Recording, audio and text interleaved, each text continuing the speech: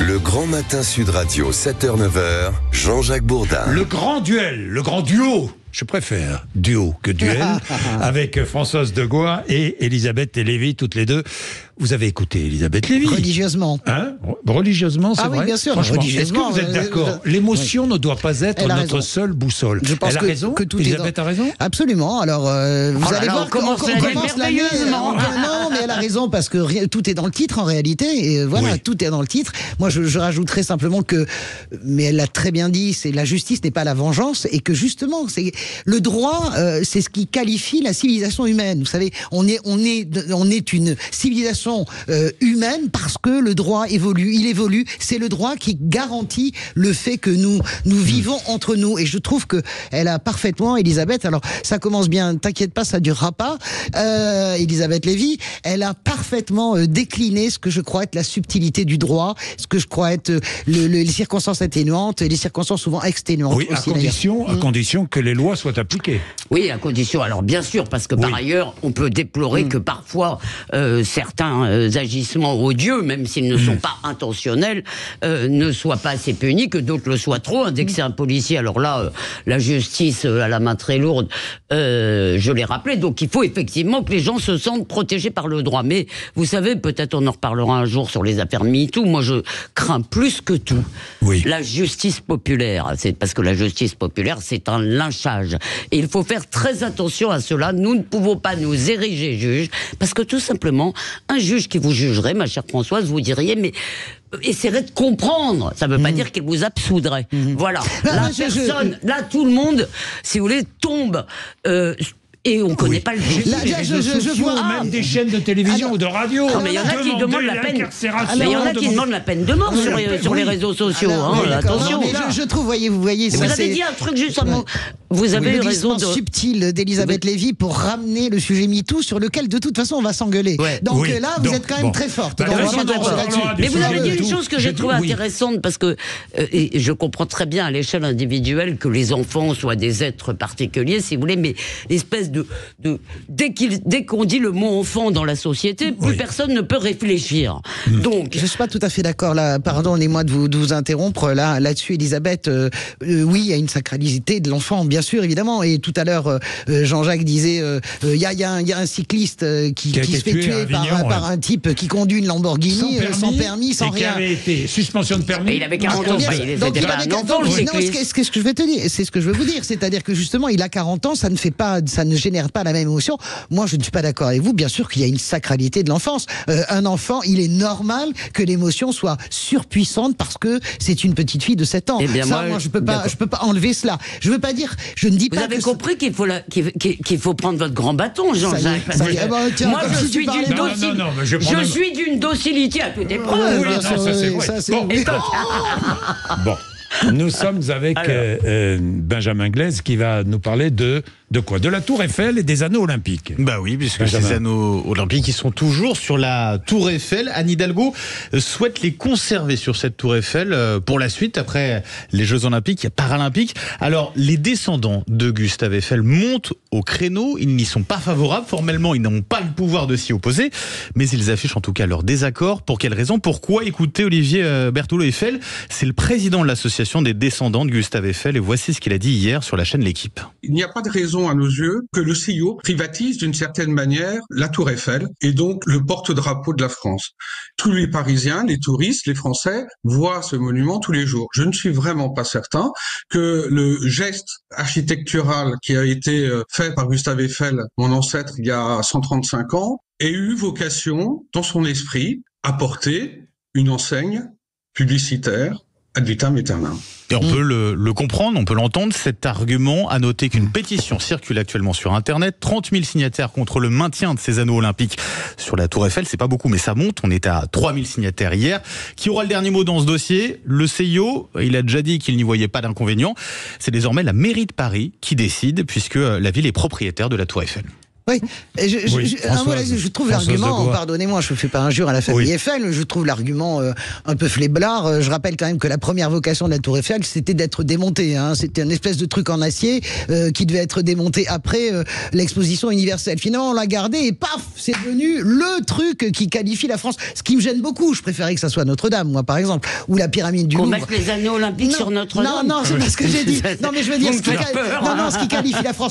Après, Sur l'Arc de Triomphe. non, mais les anneaux olympiques, si on s'arrête aux anneaux qui sont des anneaux, évidemment, on peut trouver ça heurtant. Non, mais si on voit la symbolique des anneaux, je ne vois pas pourquoi c'est heurtant. C'est fort la symbolique des anneaux olympiques. C'est l'ensemble des continents. C'est rappeler éternellement à quel point ces jeux-là, malgré une forme de détestation à ma gauche d'Elisabeth Lévy pour tout ce qui est Jeux olympiques, c'est rappeler la puissance émotionnelle et de fraternité qui a rejailli dans ce pays avec ces anneaux. Donc moi, je n'y suis absolument pas opposé. Voilà. Alors, Elisabeth. juste quand même, pour répondre à votre dernière interpellation, je suis ravi de m'être trompé sur un point, c'est-à-dire que ça s'est bien passé, il n'y a pas eu d'attentat, il n'y a vrai. pas eu parce que alors là, de bazar tout ce qui a été organisationnel. dit et écrit. Voilà. Non, mais... Non, elle n'a pas fait ça, Ah, Elisabeth. non, moi j'ai pas dit Elle ça, a j'ai dit- dit que je j'étais contente. je parle pas de vous, Elisabeth, Non, mais non, mais j'ai lu beaucoup de choses. Par ailleurs, je craignais Oui. beaucoup de catastrophes qui n'ont pas eu lieu, mais je ne partage pas, et surtout, je trouve qu'il y a beaucoup de propagande quand on nous explique que pendant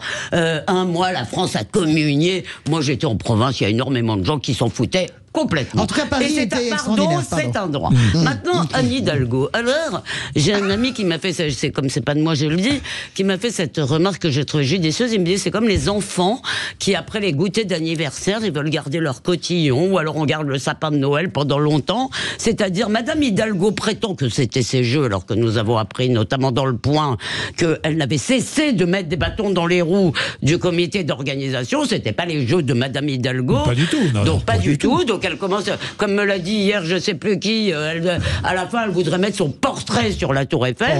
Par ailleurs, je ne sache pas, je ne vois pas pourquoi on ne mettrait pas à ce moment-là les anneaux olympiques dans toutes les villes Mais en cas où de il y a... fer Françoise.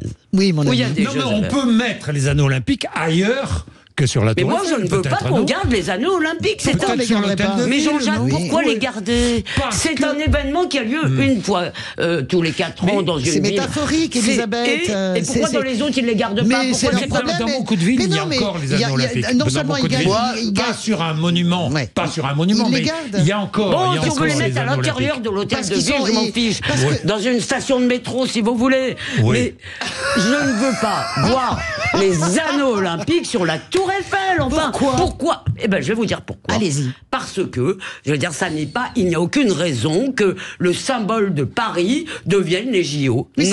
Mais c'est parce que vous prenez les JO au pied de la lettre, je suis désolé. Votre devise, vous, c'est Churchill, no sport. Je sais très bien, alors que vous en faites beaucoup vous-même. Mais alors là, ces JO, ça a été une espèce de cauchemar pour vous.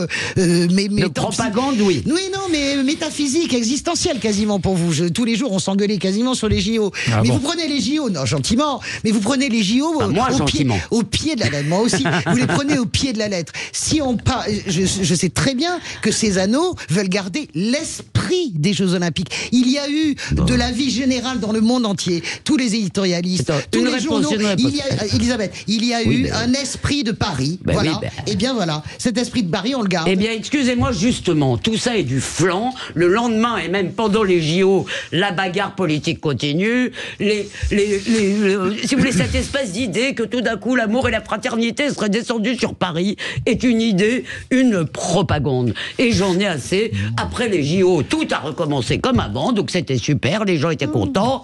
Ça s'est bien passé, j'en suis ravi. J'ai même vu des beaux exploits pour vous faire plaisir. Ah, merci, Elisabeth. pour vous écouter. Oui, oui. Mais je ne veux pas les voir sur la Elisabeth. Tour Eiffel. Madame Hidalgo commence vraiment à être D'accord. fatigante à vouloir la ramener tout le temps. D'accord.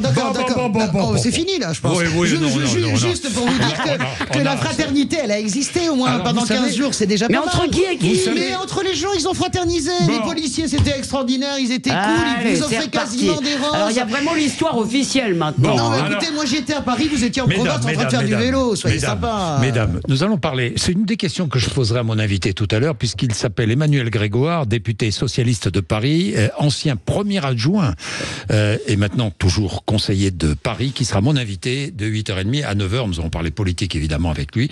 Je lui poserai la question sur les Jeux Olympiques, mais j'ai aussi puis plein d'autres questions, notamment le périphérique à 50 km/h. Nous allons en parler tout à l'heure. Je sais que ça fait réagir.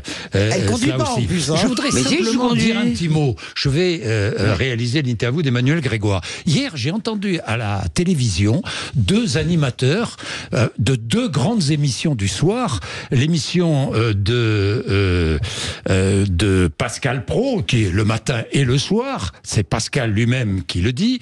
Et puis, l'émission du soir, l'autre émission, Quotidien. Non, Quotidien. D'accord. Les 2 animateurs nous dire on ne veut plus d'interviews politiques. Alors là, j'étais suffoqué. Pourquoi ? On ne veut plus d'interviews politiques parce que les politiques n'ont rien à dire, c'est de la langue de bois. C'est faux. Est-ce que je peux dire que c'est vraiment, franchement, c'est un argument en bois. La réalité, c'est pour se débarrasser des contraintes de l'Arcom. Moi, je pense que c'est juste ça qu'il y a derrière. Et c'est de la faudercherie absolue de la part de Barthez également. De la part de Barthez, c'est pro. Vous savez pourquoi ? Parce que Barthez, il touche un public qui, justement, va pas voter. Pardon, comme j'étais le matin à l'heure des pros hier, Pascal n'a pas dit ça le matin. Je l'ai pas entendu le soir. Mais il a dit que Barthez, il a dit non, il a dit qu'il comprenait parce que c'est vrai que c'est difficile. C'est difficile, ça veut pas dire que c'est impossible. Qu'est-ce qui est difficile ? De faire sortir des fois les politiques. Mais c'est pas parce que vous le faites que c'est pas difficile.